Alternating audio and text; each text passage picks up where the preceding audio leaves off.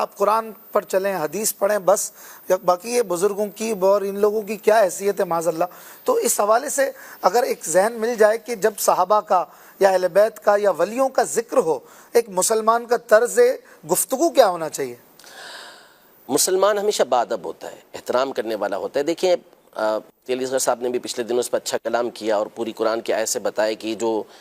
جملہ بعض لوگوں کی زبان پہ آیا ہوا کہ بابے تو کوئی شے نہیں، جی تو حالانکہ یہ جو طرز ہے، یہ جو انداز ہے، جی یہ اسلامی تربیت کے بالکل خلاف ہے۔ نبی پاک صلی اللہ تعالیٰ علیہ وسلم تو یہ ارشاد فرماتے ہیں کہ من لم یرحم صغیرنا ولم یوقر کبیرنا فلیس منا، واہ، کہ جو ہمارے چھوٹوں کے اوپر رحم نہ کرے اور ہمارے بڑوں کی تعظیم نہ کرے وہ تو ہم میں سے ہے ہی نہیں۔ ٹھیک ہے، سبحان تو اب انداز گفتگو کہ وہ کوئی شے نہیں ہے، کوئی چیز نہیں ہے، کیسے نہیں ہے؟ اللہ تبارک و تعالیٰ کی بارگاہ میں ان کا کیا مقام و مرتبہ ہوتا ہے۔ صحیح بخاری شریف کی حدیث مبارکہ ہے کہ نبی پاک صلی اللہ علیہ وسلم نے ارشاد فرمایا کہ ان اللہ اذا احب عبدا،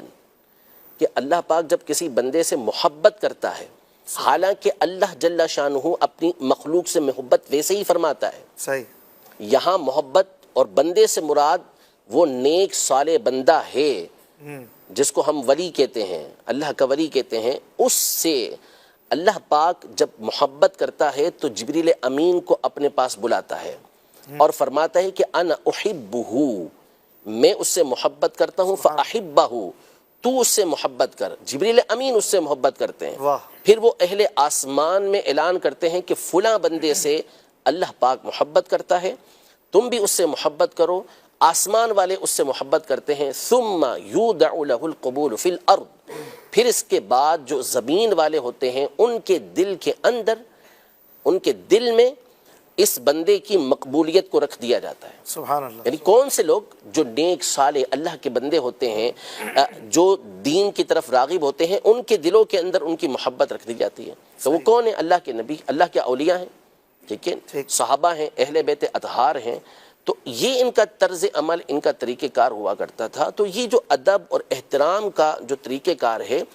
یہ اسلاف سے نبی پاک صلی اللہ تعالیٰ علیہ وسلم کی تعلیمات اسلاف نے لی اور آگے چلاتے ہوئے آئے ہیں۔ ہمیشہ احترام کے ساتھ ہمارے یہاں بزرگوں کا یہ نام لیا جاتا رہا، چاہے وہ صحابہ کرام علیہم رضوان ہوں، اہل بیت اطہار ہوں، اولیاء ہوں، شہداء ہوں، ان کا نام ہمیشہ ادب اور احترام کے ساتھ لیتے ہیں۔ تو اصول ہے، ضابطہ ہے۔ قرآن مجید فرقان حمید میں اللہ جل شانہ نے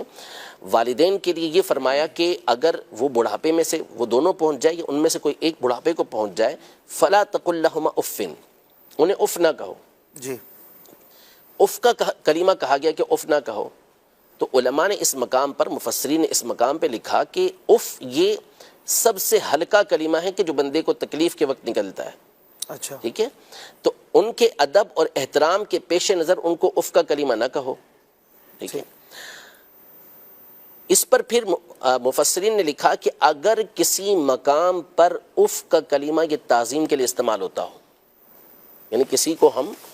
رسپیکٹ دینا چاہیں، تعظیم دینا چاہیں، اور اس مقام پر اف استعمال ہوتا ہو کسی زبان کے اندر، لینگویج کے اندر، تو وہاں پر اف کہنا منع نہیں ہوگا۔ وجہ کیا ہے؟ وجہ یہ ہے کہ یہاں جو منع کرنے کی بیسک بنیادی وجہ تھی وہ یہ تھی کہ اس سے ان کو تکلیف ہوتی ہے، اذیت ہوتی ہے کہ ہماری اولاد نے ہمارے سامنے اف بھی کیسے کیا۔ ٹھیک ہے، تو یہ ایک مثال کے طور پر مثال میں نے بیان کیا۔ دوسری بات دیکھیں،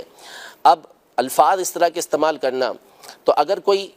اپنی ماں کو کل سے یہ کہنے لگے کہ یہ میرے باپ کی بیوی ہے، تو حقیقت تو بیان کی نا، لیکن کوئی بھی نہیں کہنا درست ہوگا؟ بالکل درست نہیں ہوگا۔ تو جو طریقہ کار ہوتا ہے، اب صحابہ کے بارے میں اس طرح کا لفظ استعمال کرنا، جملہ استعمال کرنا، یہ تعلیم کے خلاف ہے، اور اللہ کی بارگاہ میں ان کا مقام، ایک تو یہ حدیث پاک میں نے آپ کے سامنے بیان کی، اور پھر اس کے بعد جو بخاری شریف کی مشہور و معروف حدیث مبارکہ، حدیث قدسی، اس کو دیکھیں تو اللہ کی بارگاہ میں ان اولیاء کا مقام ظاہر ہوتا ہے۔ ارشاد فرمایا من عاد لی ولیا فقد آذنتہ بالحرب، جو میرے کسی ولی سے عداوت رکھتا ہے تو میں اس کو جنگ کا اعلان دیتا ہوں۔ آگے ان کا مقام و مرتبہ دیکھیں کہ آپ کہہ رہے ہیں نا قرآن و سنت پر عمل کریں، تو یہ قرآن و سنت پر ہی عمل کر رہے ہیں۔ وہ اللہ تبارک و تعالیٰ ارشاد فرماتا ہے کہ جس بندہ میرا قرب فرائض سے سب سے زیادہ حاصل کرتا ہے، یعنی جن چیزوں کو میں نے اس کے اوپر فرض کیا ہے ان کی ادائیگی سے سب سے زیادہ میرا قرب وہ حاصل کرتا ہے، اس کے بعد وہ ہمیشہ نوافل پڑھتا رہتا ہے، حتی احببتہ، یہاں تک کہ میں اس کو اپنا محبوب بنا لیتا ہوں، اس کو اپنا پسندیدہ بنا لیتا ہوں، اور جب میں اس کو اپنا پسندیدہ بنا لیتا ہوں تو میں اس کے کان بن جاتا ہوں، وَكُنْتُ سَمْعَهُ الَّذِي يَسْمَعُ بِهِ، کہ اس کے کان بن جاتا ہوں جس کے ذریعے وہ سنتا ہے، میں اس کی آنکھ بن جاتا ہوں جس کے ذریعے وہ دیکھتا ہے، میں اس کے ہاتھ بن جاتا ہوں جس کے ذریعے وہ پکڑتا ہے، میں اس کے پاؤں بن جاتا ہوں جس کے ذریعے وہ چلتا ہے۔ اب اس کی تفسیریں مختلف ہیں کہ اس کا معنی کیا بنتا ہے، لیکن اب اللہ کی بارگاہ میں ان کا مقام دیکھیں، ان کا مرتبہ دیکھیں کہ اللہ تبارک و تعالیٰ کیا ارشاد فرما رہا ہے کہ میرے اولیاء سے عداوت کا نتیجہ یہ نکلے گا۔ پھر اس کے بعد متصل یہ بات ارشاد فرمائی جا رہی ہے کہ اللہ کی بارگاہ کے اندر ولی بننے والے ان کا مقام و مرتبہ یہ ہے کہ اللہ ان کو اپنا محبوب بناتا ہے، ان کے باڈی پارٹس کے بارے میں فرمایا کہ اللہ کا نور جلال اس میں داخل ہوتا ہے۔ پھر اس میں یہ بیان کیا گیا کہ اب یہ جو اللہ تبارک و تعالیٰ ہاتھ پاؤں کان یہ جو بیان کیا، ظاہر ہے کہ اللہ پاک اس سے پاک ہے، تو اس کا مطلب یہ بیان کیا گیا کہ وہ اللہ پاک کی اطاعت کے اندر ہی زندگی گزارتے ہیں، اور کرامات کے حوالے سے بھی یہاں گفتگو کی گئی ہے۔ پھر اس کے بعد یہ ارشاد فرمایا کہ اگر وہ مجھ سے پناہ مانگتا ہے تو میں اس کو پناہ دیتا ہوں، وہ مجھ سے سوال کرتا ہے تو میں اس کو عطا کرتا ہوں۔ سبحان اللہ۔ تو اللہ کی بارگاہ میں تو یہ مقام و مرتبہ ہے، اور آپ کہتے ہیں کہ کوئی شے نہیں ہے، کوئی چیز ہی نہیں ہے۔ اور پھر میں آپ کو بتاؤں کہ دیکھیں، بندہ جب ابتدا چھوٹے طبقے سے، چھوٹے درجے سے کرتا ہے نا، جی، یعنی پہلے وہ اللہ کے ولیوں پر اس طرح کی باتیں کرتا ہے، تو کبھی بھی یاد رکھیے گا کہ اب وہ اس دروازے پہ نہیں رکے گا۔ یہ دروازہ ہوتا ہے جو، یعنی یہ وہ جگہ ہوتی ہے جس کو کہتے ہیں کہ یہاں سے دروازہ کھل گیا، اب اس نے آگے ہی بڑھنا ہے۔ اب اس کے بعد وہ تابعین پر آئے گا، تابعین کے بعد وہ صحابہ پر آئے گا، اور وقت آئے گا کہ وہ انبیاء کے بارے میں بھی اس طرح کی گفتگو کرے گا۔ اللہ، کیوں؟ اس لیے کہ یہ لوگ پردہ اور یہ لوگ دروازہ ہیں، یہاں پر اگر بندہ رکا رہتا یہاں سے وہ جری ہو گیا۔ صحیح، جیسے قاتل ہوتا ہے،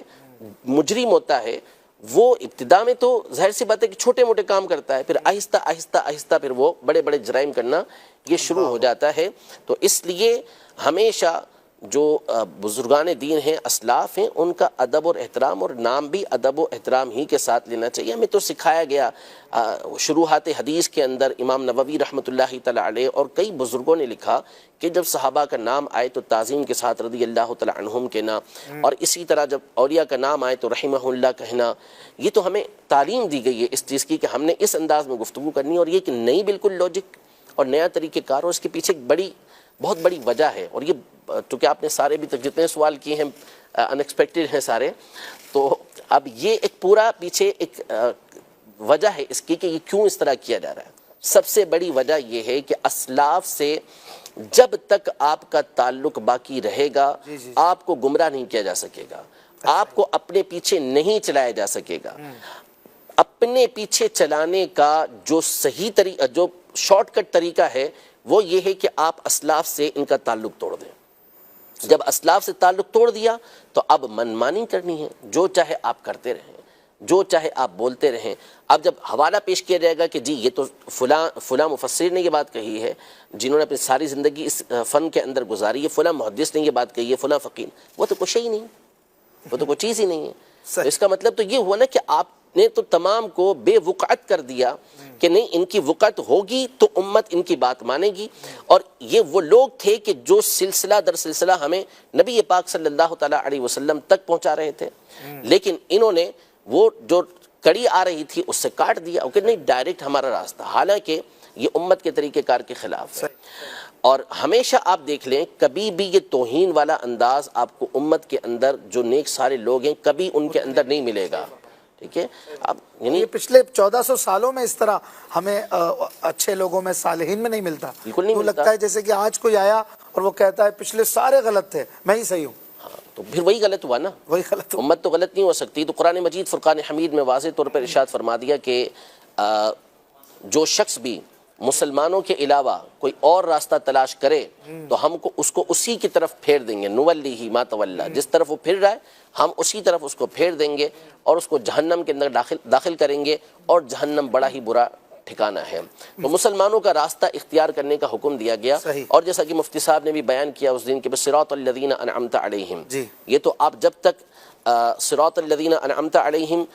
انعام یافتہ بندوں کا ذکر نہ کریں اس وقت تک تو آپ کی نماز ہی پوری نہیں ہوتی۔ اور پھر اس کے بعد جب التحیات کے اندر اب آتے ہیں تو السلام علینا وعلی عباد اللہ الصالحین، صالحین کا مطلب ہی اولیاء ہوتا ہے، نیک لوگ ہوتے ہیں، تو ان کے لیے آپ کا دعا کرنا ضروری ہوتا ہے۔ تو ہمیں تو یہ تعلیم و تربیت دی جا رہی ہے کہ ہم ان کے لیے دعائیں کریں،